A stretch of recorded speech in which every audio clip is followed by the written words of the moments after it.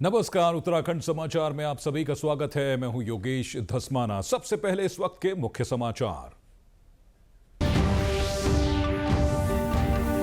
दिल्ली की मुख्यमंत्री रेखा गुप्ता ने किए केदारनाथ और बद्रीनाथ धाम के दर्शन, परिवार के साथ की पूजा अर्चना।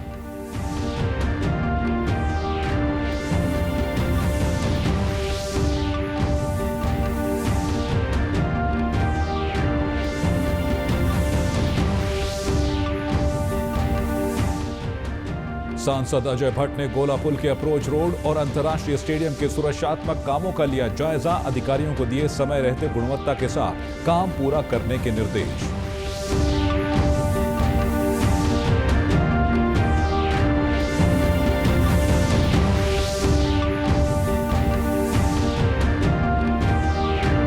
और मौसम विभाग ने जारी किया देहरादून समेत कई क्षेत्रों में बारिश के साथ तेज हवाओं का अलर्ट। कल 4 जिलों में भारी बारिश की संभावना।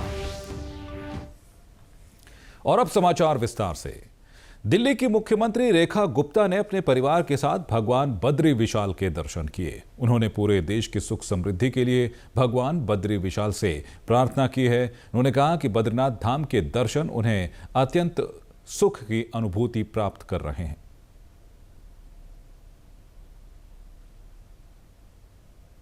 बद्री विशाल के दर्शन करके अत्यंत सुख की अनुभूति हो रही है। मैं अपनी ओर से समस्त दिल्ली वासियों की ओर से बाबा के चरणों में प्रणाम करती हूँ और बाबा से यही कहती हूँ कि पूरे दिल्ली को, पूरे देश को, पूरी दुनिया पर अपना आशीर्वाद बना करके रखे और उनकी कृपा सब पे बरसती रहे। विकसित भारत हो और विकसित भारत के मार्गदर्शन में विकसित दिल्ली हो और मुझे इतनी शक्ति दे कि मैं अपने दायित्व का निर्वहन अच्छे से कर सकूं और सभी दिल्ली वासियों के सुख सुविधा का ध्यान रख सकूं।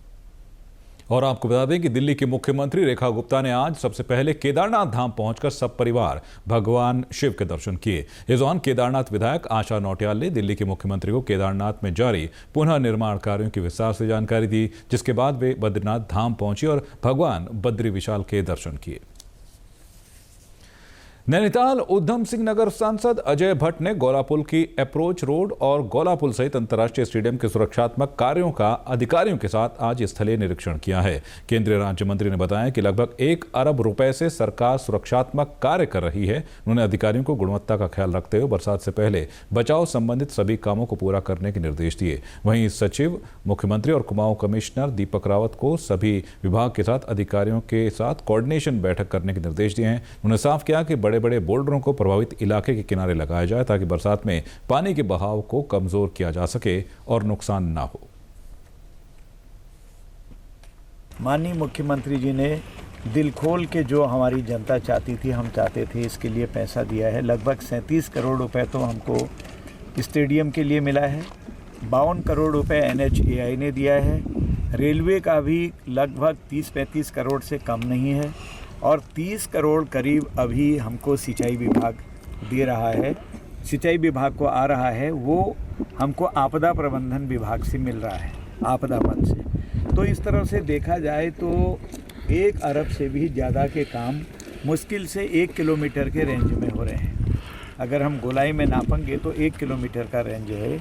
इस पर स्टेडियम का बचाव, रेलवे स्टेशन का बचाव, जो रोड हमारी गई है रेलवे स्टेशन के लिए, उसमें कार्य प्रारंभ होना और जो इस बार की आपदा में और गिरने की आशंका है उसका बचाव 30 करोड़ रुपए से, लगभग 30 करोड़ रुपए से सिंचाई विभाग के द्वारा प्रारंभ किया जाना। फिलहाल जब तक अगर मानसून आ जाता है, बारिश प्रारंभ हो जाती है तो अल्टरनेट क्या है, इतनी जल्दी सिंचाई विभाग नहीं रोक पाएगा। तो उसके लिए PWD हमारी जो है बड़े बोल्डर लगा के और कोई वैकल्पिक काम जो क्विक एकदम से हम उसको ऐसी रेमेडी दें कि ताकि आगे वो तोड़ ना पाए, पानी टकराए तो बड़े बोल्डर्स पर टकराए और बीच में से एक चैनल निकाल दी जाए ताकि पानी सीधे सीधे बीचों बीच से पास हो जाए। यानी कि हमारे सारे विभाग बहुत अच्छे सहयोग के साथ एक दूसरे के साथ ये कार्य को कर रहे हैं। राजभवन नैनीताल में 30 मई से आयोजित 3 दिवसीय गवर्नर्स कप गोल्फ टूर्नामेंट 2025 का रविवार को समापन हो गया। इस टूर्नामेंट में देश के विभिन्न राज्यों से 177 गोल्फरों ने हिस्सा लिया था।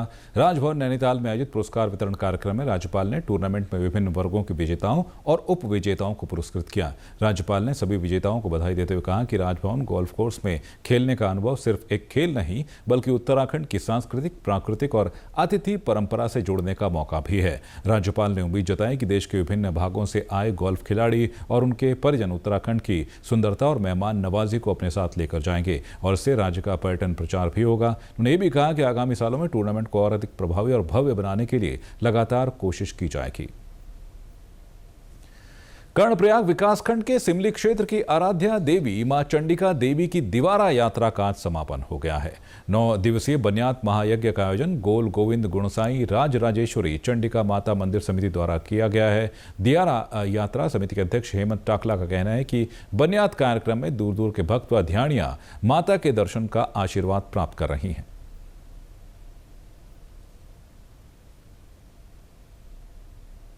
जितने भी ध्यानियाँ हैं जो भगत हैं, तो यहाँ पे सभी भक्त और ध्यानियाँ जो है यहाँ पे आकर के जो है माँ भगवती के दर्शन करते हैं। और इसके बाद जो है हमारा जो है यहाँ पे जो इसका जो है मेन जो इसका प्रसाद होता है, जो यहाँ पे ये हमारे कुलीन कुडियानी वाले जो है ये बढ़ते हैं, सीरा बढ़ते जिसको सीरा बोलते हैं, तो प्रसाद के रूप में यही माना जाता है इसको। स्थानीय विधायक भूपाल राम टमटा ने भी मां चंडिका बन्यात में शिरकत कर आशीर्वाद प्राप्त किया। उन्होंने कहा कि वह माता चंडिका से सभी भक्तों की खुशहाली की कामना करते हैं। निश्चित रूप से बहुत लंबे अरसे के बाद बहुत सारे गांव की हमारी जो देवी है चंडिका देवी, और 6 महीने के प्रवास के बाद गांव-गांव घूमने के बाद हमारी चंडिका यहाँ पहुँची है। और ये 5 तारीख तक ये मेला चलेगा और उसके बाद चंडिका अपने स्थान पर जो स्थान है चंडिका का, चंडी वहाँ बैठेगी। और मैं आज इस मौके पर सभी भक्तजनों को, क्षेत्रवासियों को माँ भगवती नंदा चंडिका से प्रार्थना करता हूँ कि सबकी सुख समृद्धि की कामना करे। बहुत सारी ध्यानियाँ आई हैं हमारी, देश विदेश से, तमाम क्षेत्रों से जो हमारी ध्यानियाँ आए हैं, जो लोग आए हैं, जो भक्तजन आए हैं, उन सब की खुशहाली के लिए माँ चंडिका से प्रार्थना करता हूँ। और इस मौके पर भक्तों व ध्यानियों ने माता चंडिका से अपनी मनौतियां मांगी।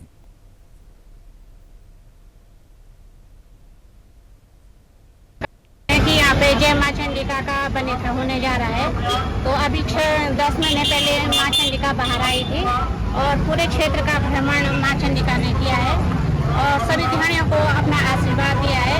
तो 12 साल बाद माँ चंडिका बाहर आती है और सभी अपने भक्तों को दर्शन देती है।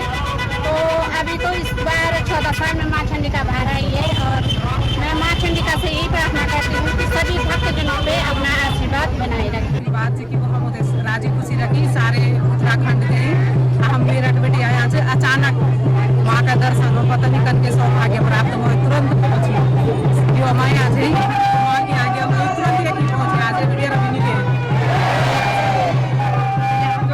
माता सब कुछ राजी खुशी रखी, हमारा उत्तराखंड से राजी खुशी। और अब बात करेंगे मौसम के मिजाज की। आपको बता दें, प्रदेश में अगले 72 घंटे के लिए येलो अलर्ट जारी कर दिया गया है। मौसम विभाग ने देहरादून और टिहरी जिले के साथ ही दूसरे स्थानों पर भी आज हल्की से मध्यम बारिश की संभावना जताई है। वहीं हरिद्वार, देहरादून और पौड़ी में 50 से 60 किलोमीटर प्रति घंटे की रफ्तार से झोंकेदार हवाएं चलने की संभावना है। प्रदेश के दूसरे जिलों में बिजली चमकने के साथ ही 40 से 50 किलोमीटर प्रति घंटे की रफ्तार से हवाएं चलने का अनुमान है। मौसम वैज्ञानिक रोहित थपलियाल ने बताया है कि 3 जून को देहरादून, टिहरी, पौड़ी और रुद्रप्रयाग में भारी बारिश की संभावना है। हालांकि 5 जून से प्रदेश में बारिश कम हो जाएगी।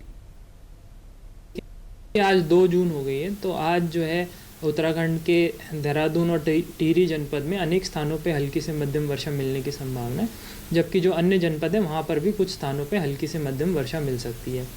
5 तारीख से जो है आगे 6-7 में रेनफॉल एक्टिविटी में रिडक्शन की संभावना है। तो 5 तारीख को जो है 5 और 6 तारीख को पर्वतीय क्षेत्रों में कहीं कहीं हल्की वर्षा मिल सकती है।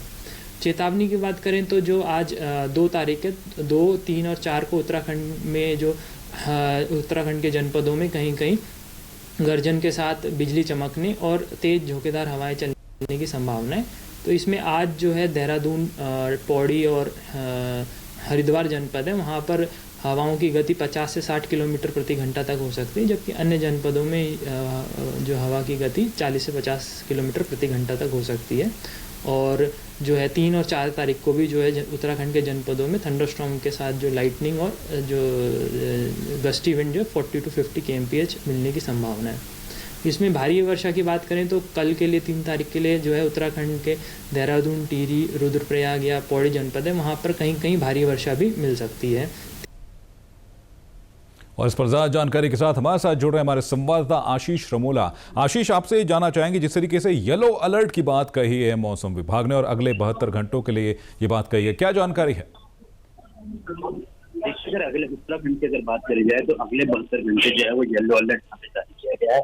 लगातार मानसून की बात करी जाए तो मानसून जो हमेशा जो लास्ट यहाँ पे आया जाता है वो इस बार 10 से 12 तारीख में जो है मानसून यहाँ पे सक्रिय हो गए हैं। अगले जो 72 घंटे हैं वो यहाँ पे जो है वो येलो अलर्ट यहाँ पे जारी किया गया है। देहरादून और कई जिलों में जो है हल्की से मध्यम बारिश की जो आशंका यहाँ पे जताई गई है। 5 जून तक जो है वो बारिश यहाँ पे देखने को मिलेगी। तो कुल मिला के ये जो है जो ये मौसम इस तरह तब्दीली यहाँ पे लेके आ रही है, जो इसमें हवाएं हैं वो यहाँ पे चलेगी 40 से 50 किलोमीटर की रफ्तार से जो है तेज हवाएं चलने का अनुमान है। मौसम विभाग ने भी यात्री से अपील यहाँ पे कर रखी है कि चाहता यात्रा जो है वो यहाँ पे चल रही है, जो यात्री है वो वहाँ पे रुके। जिस तरीके से मौसम यहाँ पे जो करवट लेता है तो वहीं पे रुके। कुल मिला के ये है कि जो मौसम करवट ले रखी है तो वहीं पे रुका जाए। जिस तरीके से चारधाम यात्रा भी चल रही है, कई लोगों से भी अपील करेंगे कि रास्ते में जिस तरीके से जो पेड़ है वो यहाँ पे गिर रहे हैं, लोगों की जान को नुकसान ना हो तो वहीं पे रुके। और जो मौसम है वो भी 5 तारीख तक ऐसे ही रहने वाला है।